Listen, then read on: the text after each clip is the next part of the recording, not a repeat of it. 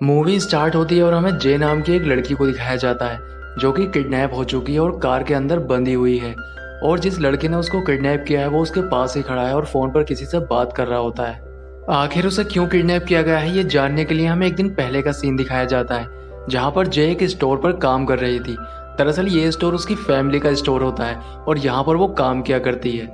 यहाँ पर उससे मिलने उसकी फ्रेंड आती है जो कि उसे सिगरेट देती है और उसकी फ्रेंड उससे कहती है कि रात को वो एक क्लब में पार्टी के लिए चलेंगे। लेकिन जे की उम्र अभी 17 साल है इसलिए वो क्लब में पार्टी के लिए नहीं जा सकती। तब उसकी फ्रेंड उसको एक फेक आईडी कार्ड दिखाती है जिसकी वजह से क्लब में उसकी एंट्री हो जाएगी। जे सिगरेट पिया करती है इस बात का उसकी माँ को पता नहीं होता है लेकिन उसके फादर को इस बात का पता होता है और ये दोनों ही साथ में सिगरेट पिया करते हैं। यहाँ पर उसका फादर उसको एक रिंग देता है जो कि उसके पूर्वजों की निशानी है। इसके बाद सीन चेंज होता है और एक पुलिस ऑफिसर को दिखाया जाता है जिसका नाम बॉब है। बॉब एक इन्वेस्टिगेशन के लिए जा रहा होता है और वो जिस जगह पर पहुंचता है वहां पर पहले से ही दो पुलिस वाले एक लड़की की डेड बॉडी के पास खड़े थे और उस लड़की के पैर में एक ट्रिगर लगा हुआ था। अब इन्वेस्टिगेशन आगे ना बढ़े इसलिए बॉब दोनों ही पुलिस वालों को मार देता है। इसके बाद हम देखते हैं कि जे और उसके फ्रेंड दोनों ही क्लब में पहुंच जाते हैं और जे का ये पहली बार था कि जब वो किसी क्लब में इस तरह से पार्टी करने के लिए आई थी। यहाँ पर ये दोनों ही मिलकर दारू पीती हैं। जब ये दोनों ही क्लब के अंदर दारू पी रही थी तब एक लड़का इनको देख रहा होता है। अब जे उसको देख लेती है और उससे काफी ज्यादा इम्प्रेस होती है और उससे बात करने लग जाती है। अब जे की फ्रेंड उसे बात करते हुए छोड़कर वहां से चली जाती है। जे उससे काफी देर बात करती है। वो लड़का उसे घर छोड़ने के लिए कहता है और अपनी कार से घर छोड़ने के लिए निकल जाता है लेकिन रास्ते में वो अपनी कार को रोक देता है और अपने पीछे आ रही कार वाले आदमी से बात करने के लिए चला जाता है। तब जे देखती है कि उसकी कार के अंदर कई सारी ड्रेसेस रखी थी यानी कि वो फायर फाइटिंग का आदमी नहीं था। उसे उस पर शक होता है और वो वहां से भागने लगती है लेकिन तभी वो लड़का उसको पकड़ लेता है। अब सीन चेंज होता है और जे एक ट्रक के अंदर होती है। वो कहाँ जा रही थी उसको खुद भी पता नहीं होता है। इसके बाद एक आदमी आता है और जे को अपने साथ ले जाता है। अब जे एक हॉस्पिटल के अंदर होती है जहाँ पर उसे जबरदस्ती इंजेक्शन दिया जाता है और वो बेहोश हो जाती है। जे की जब आंख खुलती है तब वो एक रूम के अंदर होती है और उसके पैर में ट्रेकर लगा था और इस रूम में कई सारी लड़कियां थीं जो उसी की तरह किडनैप करके यहाँ लाई गई थी। आगे हम देखते हैं कि यहाँ पर बहुत सारी लड़कियां थीं और इन सभी लड़कियों को किडनैप करके यहाँ लाया गया था और इन लड़कियों को जिसने किडनैप किया था वो कोई और नहीं बल्कि वो पुलिस वाला बॉब होता है। यहाँ पर बॉब सभी लड़कियों को एक एक करके अपने पास बुलाता है और उन्हें एक गिफ्ट देता है जिसमें एक बिल्ली होती है। अब ये सभी लड़कियां अपनी अपनी बिल्लियों को उठा लेती हैं और उनके साथ खेलने लगती हैं। यहाँ पर उनका दिल लगाने के लिए कोई चीज नहीं थी इसलिए उनको बिल्ली दी जाती है। अब ये सभी लड़कियां अपनी बिल्लियों को ले जाकर उन्हें खाना खिलाने लगती हैं। इसके बाद ये नहाने के लिए चली जाती हैं जहाँ पर एक नर्स आती है और इन्हें एक ड्रग्स देने लगती है। इसके बाद यहाँ पर वॉन आता है। वॉन सभी लड़कियों में से कुछ लड़कियों को सिलेक्ट करने लगता है जिसमें जे को भी सिलेक्ट करता है और अपने साथ एक वैन में ले जाने लगता है। इन सभी लड़कियों को एक जगह पर ले जाया जाता है जहाँ पर इनका फोटो शूट होता है और इनके कुछ वीडियोस बनाए जाते हैं। जे के लिए ये काफी अजीब था और उसके लिए ये जगह काफी शर्मनाक भी थी। इसके बाद वॉन जे को अपने साथ ले जाने लगता है। यहाँ पर जे ने एक स्कूल ड्रेस पहनी थी क्योंकि जिस कस्टमर के लिए जे को ले जाया जा रहा था उस कस्टमर ने जे को स्कूल ड्रेस में बुलाया था।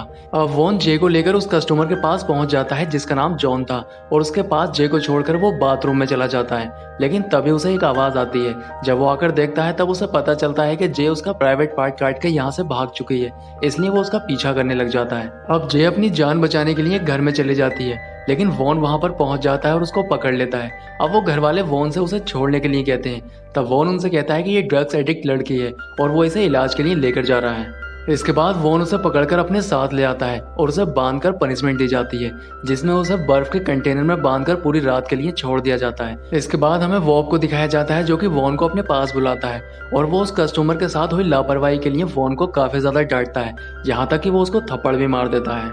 अब जे को यहाँ पर रहते हुए 1 साल बीत जाता है और वो धीरे धीरे अपनी इस लाइफ को एक्सेप्ट भी कर लेती है क्योंकि वो चाहकर भी यहाँ से कहीं नहीं जा सकती है इसलिए वो पूरी तरह से इस माहौल में कंफर्टेबल हो जाती है। और उसका नाम भी अब जे नहीं था बल्कि वो इडन बन चुकी थी। यहाँ पर उसकी एक दोस्त बनती है जिसका नाम प्रिंसिला होता है और वो इडन से उसकी एज पूछती है। तब इडन उससे कहती है कि वो सिर्फ 19 साल की है। तब प्रिंसिला उससे कहती है कि इतनी कम उम्र की होने के बाद भी वो यहाँ पर अभी कैसे जिंदा है क्योंकि इतनी कम उम्र की लड़कियों को यहाँ से गायब कर दिया जाता है। यहाँ पर इडन एक लड़की को देखती है जिसका नाम लारा था और लारा के हाथ में वही रिंग होती है जो कि इडन के फादर ने उसको दी थी। अब यहाँ पर एक आदमी आता है जो कि प्रिंसिला को अपने साथ लेकर चला जाता है। इसके बाद हम देखते हैं कि फिर से लड़कियों को कस्टमर के लिए सेलेक्ट किया जाता है जिसमें इडन को भी सिलेक्ट किया जाता है। अब इडन को यहाँ पर रहते हुए काफी समय गुजर चुका था इसलिए वो इस काम में पूरी तरह से परफेक्ट हो चुकी थी अब ईडन कस्टमर को सर्विस देने के बाद जब अपनी रूम की तरफ आ रही होती है तब वो अपनी हील को तोड़कर अपने पास रख लेती है। इसके बाद जब वो रूम में आती है तब वो देखती है कि प्रिंसला वहां पर नहीं होती है। तब वो समझ जाती है कि उन्होंने प्रिंसला को गायब कर दिया है और वो अब उससे कभी नहीं मिल पाएगी। इसके बाद हम देखते हैं कि ईडन ने जो हील तोड़कर अपने पास रखी थी वो उस हील के टुकड़े से लारा के ऊपर अटैक कर देती है और उसके हाथ में जो ईडन की रिंग थी वो उससे वापस ले लेती है। लेकिन तभी यहाँ पर गार्ड आ जाते हैं और गार्ड उसे वॉन के पास ले जाते हैं, जहाँ पर वॉन उसे सजा देता है और वो सजा के रूप में उसे रिंग खाने के लिए कहता है। अब मजबूरी में ईडन को वो रिंग खानी पड़ती है। अब ईडन उसके सामने रोने लगती है और उसे भड़काने की कोशिश करती है। वो उससे कहती है कि यहाँ पर सभी लड़कियां तुम्हारी मजाक बनाती हैं, जो मुझे अच्छा नहीं लगता है। यहाँ पर सभी लड़कियां यही कहती हैं कि तुम सिर्फ एक नौकर हो और यहाँ पर वो तुम्हें जैसे चाहे वैसे चला सकता है। लेकिन वॉन उस समय उसकी बात पर ध्यान नहीं देता है। अब वो कुछ लड़कियों को रेडी करके एक पार्टी में लेकर जाता है जहाँ पर वो कस्टमर को सर्विस दे सके। लेकिन सर्विस देने के बाद वो कस्टमर वॉन को पूरे पैसे देने के लिए मना कर देता है। वो उससे कुछ पैसे काटने के लिए कहता है, जिस पर वॉन का उससे झगड़ा हो जाता है। लेकिन वो कस्टमर वॉन के ऊपर गन निकाल लेता है। तब ईडन उसका साथ देती है और वो उसको बचाकर वहां से ले आती है। आगे सीन में हम देखते हैं कि ईडन ने वॉन के कहने पर जो रिंग खा ली थी वो उसको टॉयलेट में जाकर निकाल लेती है और उसको धोकर अपनी उंगली में पहन लेती है, क्योंकि वो रिंग उसकी फैमिली की आखिरी निशानी थी और उसको उसकी फैमिली की याद दिलाती है। इसलिए वो रिंग उसके लिए काफी इंपॉर्टेंट थी। अब ईडन ने वॉन की जान बचाई थी, इसलिए वॉन ईडन के थोड़ा करीब आने लगा था। वो कस्टमर को सर्विस देने के बहाने उसे अपने घर ले आता था। एक दिन ईडन को वो अपने घर लेकर आता है, जहाँ पर ईडन एक तस्वीर देखती है। उस तस्वीर में वही आदमी था जिसने उसको किडनैप किया था। आगे सीन में हम लारा को देखते हैं, जो कि इन सभी लड़कियों की एक तरह से मैनेजर थी और इन सभी लड़कियों को कस्टमर के लिए अलग अलग जगहों पर भेजा करती थी। अब वॉन उससे ये काम लेकर ईडन को दे देता है, क्योंकि वो ईडन पे ज्यादा भरोसा करने लगा था। अब ये बात लारा को काफी बुरी लगती है और उसे काफी गुस्सा भी आता है। अब ईडन को ये काम मिलने के बाद वो अपने काम को काफी अच्छे से करती है, जिससे वो वॉन का भरोसा जीत सके। इसके बाद हम वॉब को देखते हैं, जो कि एक सेमिनार में ड्रग्स के ऊपर स्पीच दे रहा होता है। स्पीच देने के बाद उसे एक पुलिस ऑफिसर मिलता है, जो कि बॉब से उस केस के बारे में बात करता है जब 2 पुलिस वाले मारे गए थे, जबकि उन पुलिस वालों को बॉब ने ही मारा था। लेकिन इस बात का उस पुलिस ऑफिसर को पता नहीं होता है। यहाँ पर वो बॉब से कहता है कि वहाँ पर एक लड़की भी थी जिसके पैर में एक ट्रैकर था और उस ट्रैकर की मदद से कातिल तक आसानी से पहुंचा जा सकता था। यहाँ पर बॉब काफी डर जाता है, क्योंकि इस सब के पीछे बॉब का ही हाथ था और इस पुलिस वाले को अगर इस बारे में कुछ भी पता चल जाता है तो बॉब की मुश्किलें बढ़ सकती हैं। आगे सीन में हम वॉन को देखते हैं, जो कि ईडन के साथ एक जगह पर आया होता है जहाँ पर बॉब उसका इंतजार कर रहा था।